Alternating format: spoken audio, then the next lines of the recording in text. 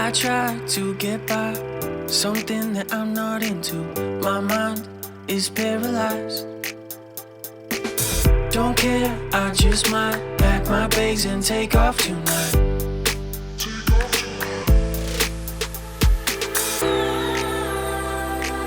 Don't need the pressure from you. How's everybody doing? Welcome to Aviation for Life.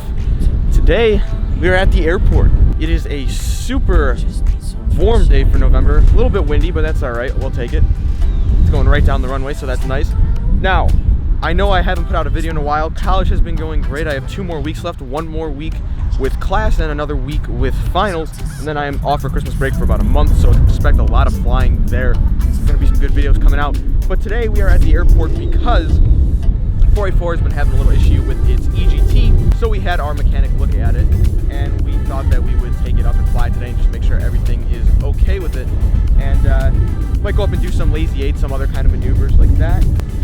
I will say that we have been flying a lot. It's just that I don't have time to bring the cameras when I do, like I said in the previous video. So definitely be sure to follow me on Instagram at Peter Rodopoulos. I'll put it right there. So if you follow that, you will get some updates of what we're doing. I'm always putting stuff on my story. Like when we're flying today, I'm going to be putting that on my story. So you'll be getting more live and up-to-date news on us, and you'll also get a ton of cool pictures that I shoot while we are up flying. So definitely go ahead and follow that. And yeah, so let's go get some cameras up on the plane. I'm waiting for my dad to meet me here, but I'm going to go get some cameras on the plane, and let's get started with that.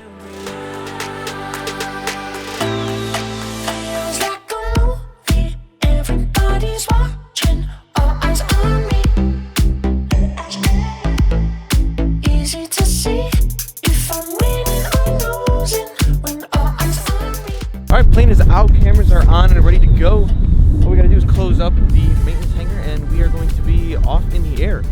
It's still pretty windy out, in case you were wondering. And Pops is here. There he is. Flash monitor is on and squawking altitude. Flashing beacon is on. Strobe lights coming on. Landing lights coming on. And flaps come down to 10 degrees. Cabin door secured. Parking brake released.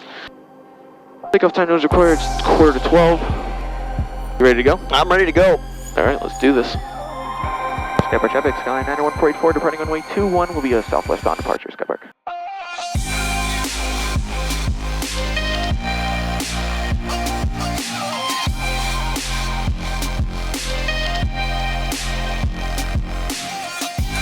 How's she looking? It looks great.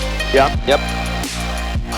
So for you guys wondering what's going on at home, we will do a full explanation of what we think happened and what was happening once we land. Alright, let's go ahead and set up for a cruise power configuration. Alright, let's do some slow flight. We got some good winds aloft. Let's see how slow we can actually get our ground speed. So for that, let's start slowing ourselves down here. Go ahead and go cowl flaps open here. Now, if you get this plane going backwards, I'd be impressed. I don't think we have enough wind for that today. I know. Alright, I'll go ahead and go 20 degrees.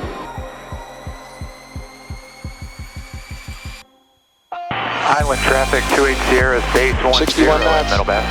59. And we're going to full flaps 58.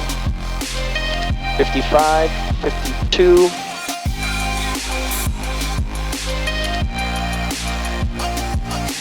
48. 47. 45. There's the horn. Yep. Doing about 55 miles an hour. That's sweet.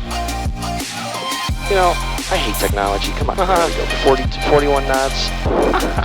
Wayne County traffic, Piper 6973, Juliet, turning left, crosswind, runway 28, Wayne County. It's so stupid. It's like a leaf.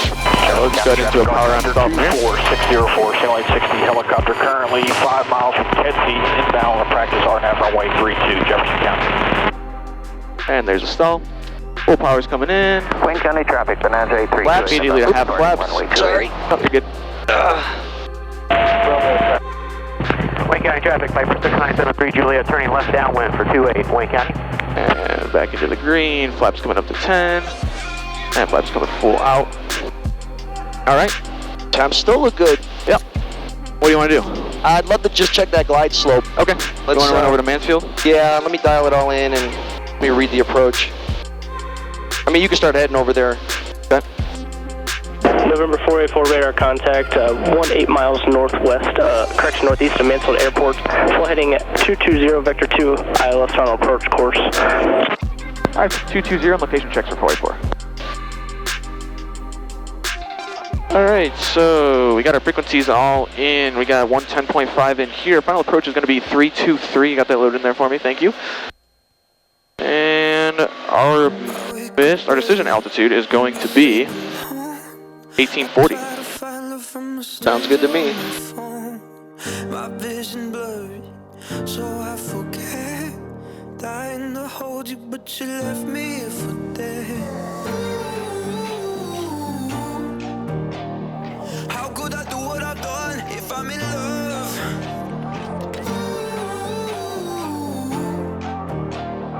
You know I did what I did, you loaded the gun. And so Tower Skyline 484 on the ILS 32.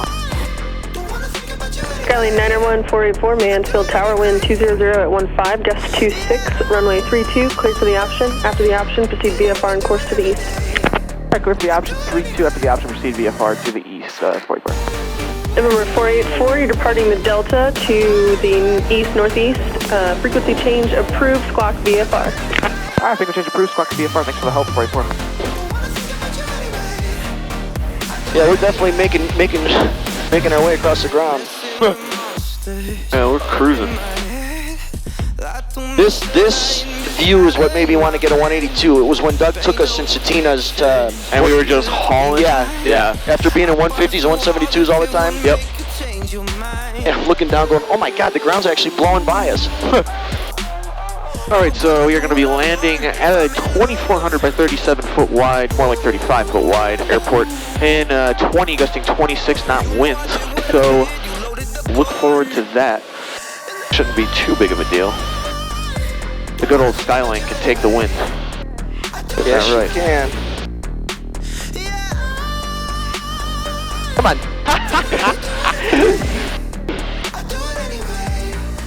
Skybar traffic, Skyline 484, 3 to the southeast, entering on a 45 left downwind, 21 Skybar.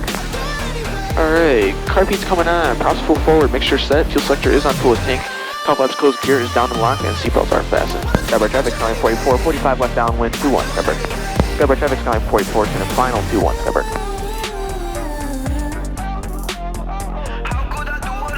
Fort County traffic 1032, turning downwind, runway 940.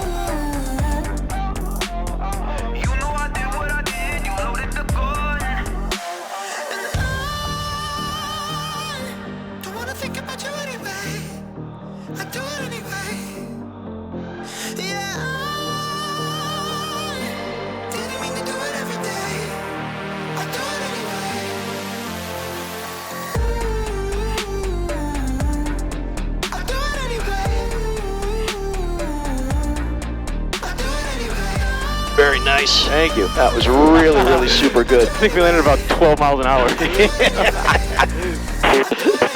That was fantastic, man. Thank you.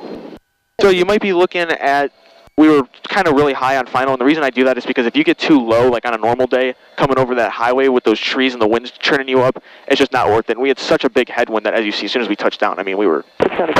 Stop. We had no worries. So that was that. Thanks for guys for joining us on this flight. I'll catch you guys inside. Alright, so sorry there was not much handheld recording by my father during the flight. It was just so incredibly bumpy up there and windy that we really didn't feel like having you guys throw up while you try to watch our handheld camera work in the air. So, we are down on the ground. You can see by the windsock right here that it is so windy that it actually turned our windsock inside out. I don't even know what's going on there. But yeah, the winds are coming pretty much right down the runway. They're about 30 degrees off at about 20 knots, gusting 26. So that was a nice headwind to land in. Landed about 12 miles an hour. No, I'm just so glad that our baby bird is all nice and fixed. But for you guys that didn't know, who don't follow me on Instagram, which I'm gonna plug it again because since I can't make videos as often as I used to be able to because of college, you really should follow me on Instagram so you can still follow our adventures. So like last Sunday we actually went to Erie, PA, put a bunch of stuff on my story so you guys, it's kind of like a mini episode. Peter_Rodopoulos, you can follow it right there. And yeah, we went to Erie in one of our new planes, believe it or not. So we actually bought into the Aeroflyers. It's a flight club over at Akron Fulton Airport, which is about, I don't know, I'd say about 15 miles southwest, maybe west of here. But yeah, we have access now to a Cessna, another Cessna 172, a 182, and also a Beechcraft Debonair. So look forward to some awesome videos coming with those airplanes. And yeah, we're gonna get fuel, and then I'll give you guys that explanation you've been waiting for. So here's the explanation of what was going on with our airplane, and kind of for me to explain this to you, it's easier for me to kind of tell you how the leaning process of an aircraft works, and a lot of people ask me, so might as well show you guys. So number one here, I'm gonna draw a curve, okay? So this is kind of, excuse my terrible drawing, but this is kind of how leaning an aircraft works. Now, I am not an aircraft mechanic, but this is from a ton of reading what I have gathered from it. So when you start off and you're full rich, you're somewhere down here in this curve, okay? As you start, and this is your EGT temperature right here, so we'll just go EGT. Okay, now, as you start to lean your aircraft in flight, you're gonna work your way up this curve in temperature. And at a certain point, you're gonna peak your EGT. That's the hottest point at which your cylinders are gonna run and your EGT temps, and you're gonna be like the most power, but it's the worst for your engine because you're so hot. Now, if you keep leaning, you're gonna be on the other side of the curve. So what are these two called? Over here, we have rich of peak. So that's the abbreviation for that. And over on this side, we have lean of peak. So basically what you're doing is you wanna, usually when we run our airplane, we run about 100 to 150 degrees rich of peak, which means we're pulling the mixture knob out to about, until it peaks and it starts to drop. So we find our peak and then we enrich in it about 150 degrees. Now, we're lucky enough to have an engine monitor in our aircraft. Now, the other way you can do this if you don't have an engine monitor is that you can actually just lean until you feel the engine kind of start to burp and then push it in a little bit more and it should run smooth. That's about the equivalent of about 100 to 150 degrees rich of peak. Now, the reason we run it there is to keep both our cylinders cool and our engine happy. So we're still making good performance, but we're also keeping our cylinders nice and happy. Now, on the other end here, we have lean of peak. Now, if you're fuel injected and you have really good fuel distribution in your cylinders, you can run lean of peak, which means that you can actually get on the back side of this curve and you'll actually burn less fuel, and it's actually cleaner for your engine, so you'll have less carbon deposits or lead deposits in your cylinders, which is really nice. But it's hard to do that with a carbureted engine due to the unequal fuel distribution of the cylinders. I don't know if, does this make sense what I'm saying? It makes total sense, especially in ours. Yeah, especially our 0470 and our 182 is known for terrible fuel distribution. Well, what does that mean? So it means that some cylinders are running richer and leaner than others. So while we might have found a perfect mixture setting, some of our cylinders might actually be running lean of peak while some of them might be running rich of peak. It's just that happy medium. It's just how unequal the fuel distribution is in that engine, and that's just how it is. So that's why you usually don't run lean of peak unless you have a fuel injected engine where you can get the fuel distribution very equal across those cylinders. So I bring this up because we were having a problem where it was getting cold out and our EGTs on our engine monitor were in like the low 15 to high 1400 range, and that kind of alarmed us. So my thought was that since in the colder air we have more dense air, we're technically going to run closer to rich, which means that with the colder temperatures we're naturally going to be closer to that peak EGT, which means that we're just naturally going to have higher EGTs. Now, that was okay, but what really alarmed us is that the number 4 cylinder actually kind of had a pretty high, it shot up to like maybe 1600, 1700 at some point, so that was a problem and we were kind of worried about that. So we took our plane into the shop and opened it up. Unfortunately, I don't have any video from that, but we took it, opened it up, and we found that there was a loose intake hose, which means that it could have been sucking in excess air, making that cylinder run super lean, which means that EGT would shoot up closer to peak. And then the other thing that we did is we cleaned and gapped all of our spark plugs. So we flew today with the fixes that we made, and it was, granted now, a 60-degree day compared to when we were flying it was like 20 degrees, but our EGTs were all normal, none of them spiked, and everything worked perfectly. So hopefully this explanation made sense.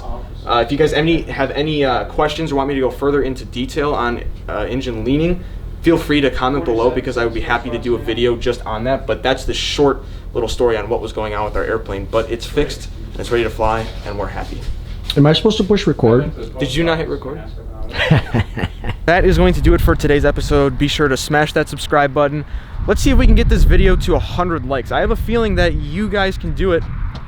And if we get this video to 100 likes, or over, we will be doing an Aviation for Life shirt giveaway. So everyone wants a giveaway, right? In time for Christmas. So let's get this video to 100 likes.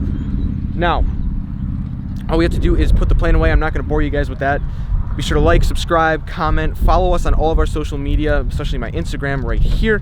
But the rest of the social media links will be down below in the description. And until next time, happy flying. Last words for our viewers. Yeah, I'm starving. He's so needy. You don't feed me ever. All right, well, we're going to feed you right now. Good, let's go. Now tell them bye. Now take me to the hangar. Say bye. Peace.